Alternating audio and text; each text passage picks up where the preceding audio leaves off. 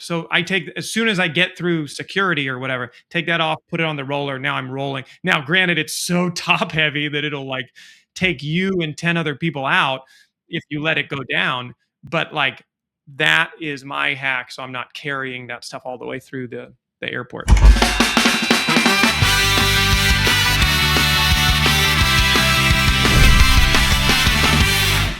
All right, let's get into this. I'm going to NAB on Monday. Yes.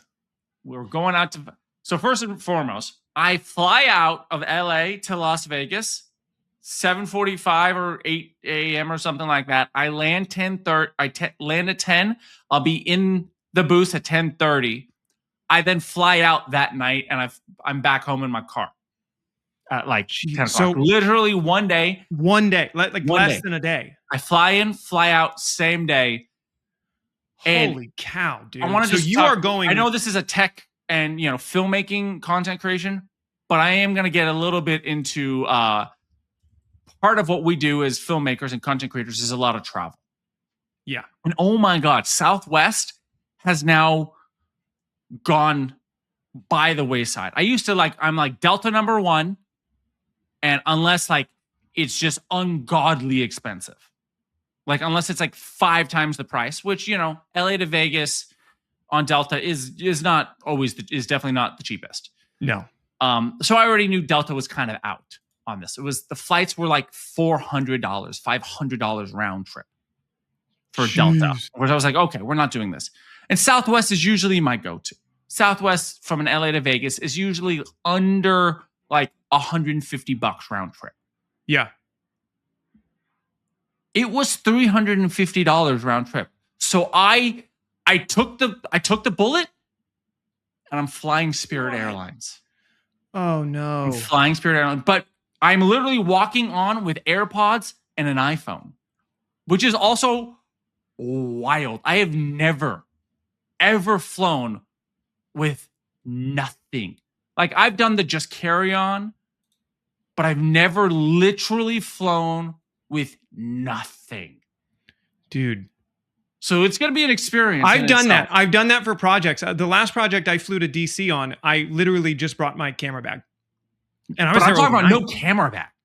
I'm talking no backpack, no iPad, no laptop, an iPhone and some AirPods. Jeez. Maybe a phone charger, but I will probably bring my phone charger because it will be dead. But yeah, but for $115, I will save the $250. Get an Uber Black with that. No kidding. I cannot do Spirit Airlines. They've screwed me over too many times. Only because it's like a 45-minute flight. Only because. Yeah. Well, so what are you most looking forward to? You've been to NAB before, right? Like, this was one of the topics we wanted to talk about. So was there last year. I've gone a couple times before, and I grew up going to what's called NAM, NAMM, which is the National Association of Music Merchants. It's basically the big music version of NAB. So where NAB is all film gear, film production, content creation, cameras, the hard drive, all of that. I went to the music version, which is all guitars, trumpets, synthesizers, electronics, computer programs. Like back when Apple used to be a booth with Logic Pro and whoa, this is cool. This is when Apple used to actually go to conventions. Dude, and Logic Pro was actually still kind of not just a... Oh, it was like Logic 5 at the time. This was before Logic Pro. This was like OG. I used to go from when I was 14 when I was DJing back in the day. Nice. So I've been going to conventions like this for 20 years, and I kind of have it down. And I wanted just to kind of give my 2 cents of how do you manage such a big convention, especially if you've never done it before, which basically you got to walk in with the game plan. There's booths. It's not just usually these places don't just have one hall. It's halls upon halls and locations upon locations and things like that. And it's very overwhelming. Have a game plan. What I always do is great, pick one of 2 things, either the companies you want to go see and or the things you want to go find. and like walk in with what am I trying to get out of the convention? Even if it's like, I just want to see the newest, coolest shit. That's a game plan. Even if it's like, great, I'm happy to wander around and look for the newest, nicest, coolest new shit. Great. If it's, I want to, talk to company X, Y, and Z, see what they have. Fantastic. Or if you've done some pre-research in terms of like, which we're going to talk about next, like some of these companies that are coming out with these new cool things, what are they coming out? I want to see this gear. For me specifically, I have some, filmmaker problems that I'm trying to solve, which is specifically a smart travel light kit for podcasts. That's my biggest, I need a really good travel light kit that can give me really good light output, but that makes sense to throw in cars, but also more importantly, throw on planes. And so that's basically my big, it's like, what's the travel kit? Also, maybe look at light, that's the first primary thing. Secondary primary thing would be like cameras, tripods that go with it. Yeah. Mics are easy to throw in a thing but all right, if we're going to take this, stick on the road as if I'm going to fly out to clients in Atlanta, to DC, to Chicago, Florida, etc., how do I make this lightweight? But even as simple as, great, we're going to put it in a car and drive across town in LA. Yeah. You're lugging things in and out of the car. How many less things can I have that are efficient, but also give me the output that I need to? So, yeah. So are you shopping? Because I will tell you the thing that I've struggled with more than anything on that problem, like that, trying to find the traveling solution, stands. You freaking grip stuff. Because you will always sacrifice something, right? You get lighter so that you can travel. And because getting through airports with checking a whole bunch of stuff, you can get a media pass so you can check more, but it's still going to be expensive. And you're still paying for the bags. You're just not paying for the weight. Right. And so the finding stuff to travel with that wasn't sacrificing the stability of I trust putting my light up on that stand. That was the hardest part for me. So have you looked at anything specifically? I haven't yet. And so there's kind of two main setups that so I work a buddy of mine who's a great DP. We do, some corporate work together. And we basically, when we travel and do corporate work, we basically have a 600D and we shove a 120D in it and a 300D. Or we sometimes bring two 300D. Again, this is the Aputure in the Aputure world. One 600, one 120, and 1 to 2 300s. And that gives us a basic 3-point lighting. And then we bring the light dome, a light dome and a Fresnel. And that gives us a basic, really solid 3-point lighting setup that we can do which is, again, this kind of rinse and repeat, brand videos, corporate interviews, and it'll always look good. You could throw, pop up a light to get some B-roll in a room or something like that to, if we need to build some shape in a room or something like that. Yeah. Which is fine. And that's good for that. But I want to really build out this kind of podcast space more and this traveling higher end podcast lighting. So I'm and look, I'm a fan of Aputure. I think that what they're doing is good, and I think what they're they think it's not too expensive. They're at the higher end of prosumer, I feel. Yeah. I'm do I go to the Nova setup, which is their light panels and their competitor to the REs, Sky panels. Nova's a little more expensive, right? I think it's a little bit more expensive. Yeah. But again, would that be better for kind of these sit-down interviews? But are they a little too heavy? Or should I, because I like the light dome look. Yeah. It's a little bit more shaped. So I'm do I need to bite the bullet? Because they not just came out with, but they have the Lightstorm 600C or something like that, which is full RGB, full light spectrum. And that gives us how you have in your background. Okay, great. Throw that color in the back. It gives us that little bit more dynamic ability rather than just kind of that by light. So I don't know if you have ideas in terms of lighting, the brands that I should go see. If you've seen anything that's kind of anyone I should go talk to. You know what's funny in this backdrop? It's dope because this is the old 60C and it has, or 60D, so it's only daylight and it has no color. And I'm like, man, I wish I would have gotten a C version back here because then I could have just like dialed it in. My brother has the 600D and he's like, should have just spent the $300 more. Oh, it's so useful once you get it. I'm just noticing too, I don't have my question mark light on back there. I screwed up. I'm a huge fan of Aputure and Amaran. I think they're like my go-to. I would be, if I was going, that would be like one of the first places I go. Amaran has just made their competitor so they split Amaran because I talked to Amaran last year. Yeah, and they've officially split from Aputure. Really? Yeah, they're not part of the same. They are now separate, really separate individual companies. I talked to them and they were in a small booth on the other side of the world at NAB last year. But I was just looking at some doing some pre-homework, and they are now competing with that, kind of 300, 600. Yeah, they're trying. They've got their Ray series or whatever that is. Yeah, the Halo series, I think. Yeah, they have the Ray series, but then the Halo series is their, which I like is that they don't have the whole ballast system. It's just right into the light, which the ballast, because that's half of the bag. When I take the 600s, we're fighting with ballast. Even like, because I have an old 120D and, my wife uses it for her social media content and goes, it's a pain in the ass to use. I'm like, let's just sell this and get a 200 or something.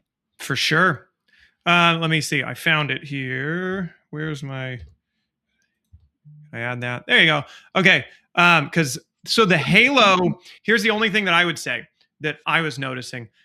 This Halo series over here, that does not have their RGBWW chip in it, right? But what about the C? The Rays. I thought the Rays, oh, that's the Ray. If I'm thinking correctly, it's a full color.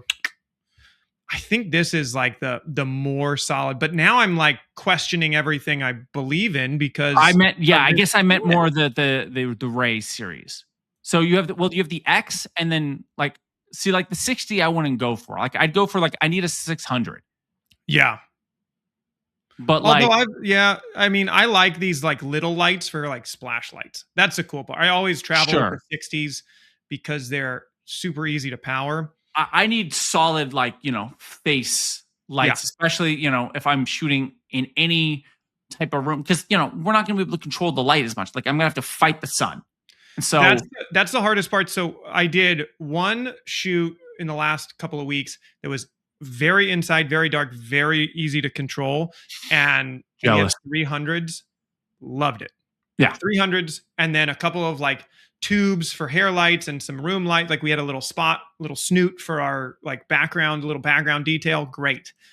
Did the same shoot in an outdoor shaded area. 300s didn't do anything. We needed 600s for that. Even I can tell you, I shot yesterday. Yes, 2 days ago outside. A big celebrity dog trainer, and I pulled out the 600D, and boy, did that for it to have any impact. He was in a shaded area, but we were for it to actually play on the face, it had to get super close because we had a light dome on him so it softened and it wasn't hard light, and still, I had to walk that in. Dude, you're almost at the frame. He's less than 10 feet. Right there. Yeah. Yeah. For a 600, right? Yeah. For the times he would come closer to camera because he was moving around a little bit. It would play. You'd lose it. Here it doesn't play. It was like this with my light. You'd get the eye light, which was lovely, which is 60-70% of the reason I even put it up was just to get an eye light. But then now he'd occasionally walk up and I'd see it. I'm like, oh, there's the light. There's some shape. There it is. Yeah. Yeah. Dude, outside's hard. Honestly, the best I've ever done with outdoor stuff. We did a big music video a couple of years ago with outside. mirror boards. Like that's all, and you like But we were bounce the shaded. mirror the right way. We were in a shade, so the mirror boards, even that would have. And The this mirrors though, you can like set 100 feet out, Oh. and like the Yeah. 4x But if are you gotta go crazy. boom to bang, and if you have the time, the energy of a music video, If you I have was the crew to solo do it. shooting this. This was Yeah, like you can't really do it. this was run and gun. Jake, you're on your own. Good luck, bud. And just it was just social media content, but like at the same time, like we want it to look as good as possible. Yeah. Yeah. So that's tough. I think the I- hardest part for me is like you almost have to break down like I think you could easily have a like a run and gun setup for inside kind of controlled environments. I think outside stuff is just like that's where I will say when we flew up to DC and shot a couple weeks ago, we like rented all of our gear. That was coming from having to travel with gear all the time and like doing what you're doing, which is like, well, you're it. You set up the whole thing, your camera, DP, grip, electric, director, everything. Yeah. Like the fact that we rented gear that time saved it. Like it was so nice. It was kind of like you rolling in an NAB with like your phone charger, like rolling into a set as a DP with like, I got my light meter, I got my camera. That was it. And they brought everything else. That to me is like, man, it's nice when you can, and then it's just so like in terms of the portable setup, you've got like the hotel conference or whatever set up, and then you've got just your connections in different cities to like pull grip stuff from. I think that might be the way to go. My goal is to I want to build out the lightweight full setup from a tripod, like just from across the departments, from grip, electric, camera, and just be able to really, if I can transport it all between 3 suitcases, put all the camera gear in one, put my tripods and stands in a golf bag, and then lighting in another. Like that would be the ideal scene of a kit. Yeah. But I don't know if that exists. That's been my go-to, and I was going to say it might be a fourth. It might be a fourth bag. The big hard case golf thing. That's where all my grip stuff goes. All the stands go in a big golf rollerboard. And that gets checked all the time. That's the cheat code. I don't know how you fit those 600s though. You'd have to check it, right? Like you have to check a big case of. Yeah. I take my 2 300s, and I like caddy them like this. And then I put that in my carry-on, like in my roller-on. So I never have to check. So I've got my backpack with my cameras, and then my lights go in my carry-on. Any clothes or any like grip stuff goes checked. And that's like, that has saved me. And I'm probably like not professional, but I don't travel with Pelican cases because I can't stand, if you have to check stuff, cool, I'll put it in a Pelican case. But like you don't get enough packing ability. There's so much taken up by like your foam and your plastic, and it's great to have if you're checking it, but I just don't trust checking anything if I can help it. Weird nuance hack that I figured out. Because camera bags, how heavy does that get? Oh yeah. I mean, we both walk like this now because of our camera bags. Exactly. We're in our 30s, and I'm not looking forward to, having to lift kids and be like, oh God, my back. Because what we put our bodies through just carrying camera gear. Exactly. My camera backpack fits perfectly in my away carry-on bag.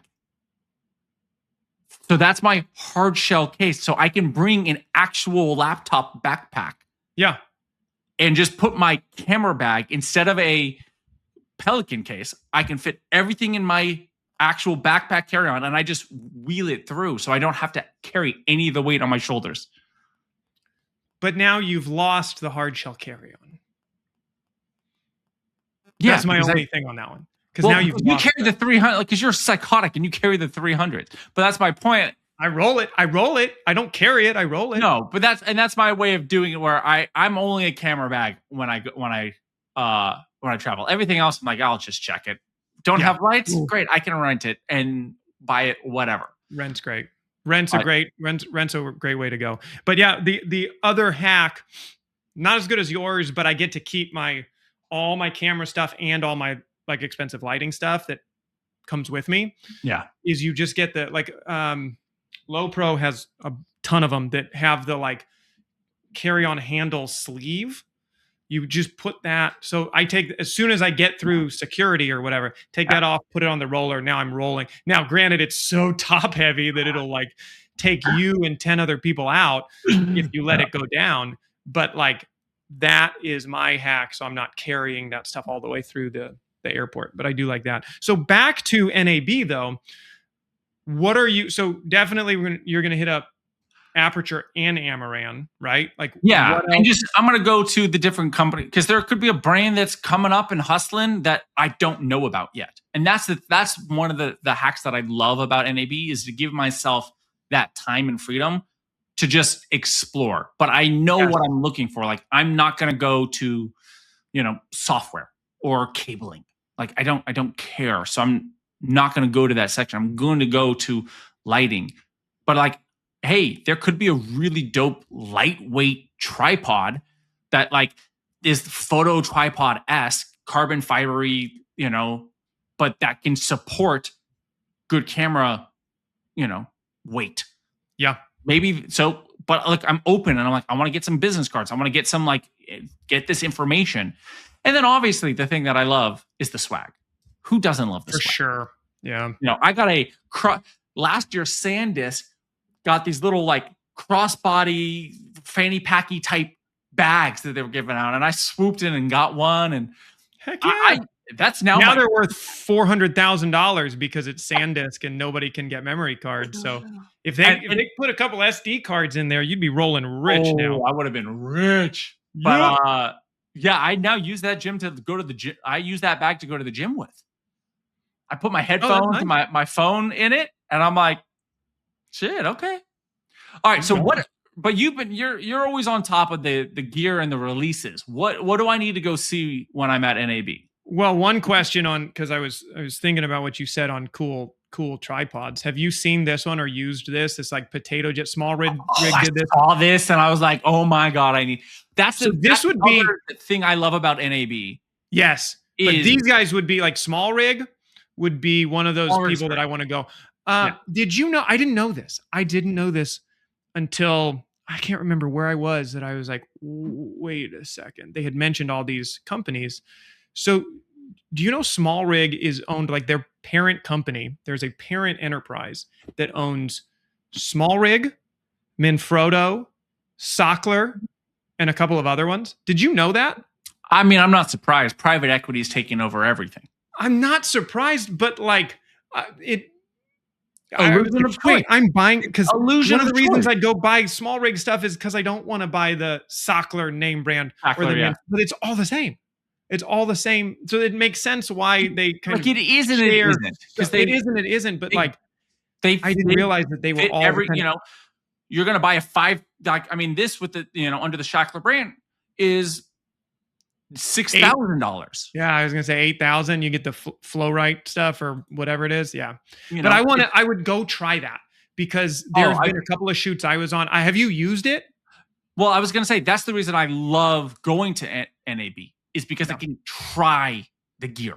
I can actually play with it and figure it out and touch it and look at it and see it and relaxedly, not being rushed, not being like there's a salesman behind me at a store being like, okay.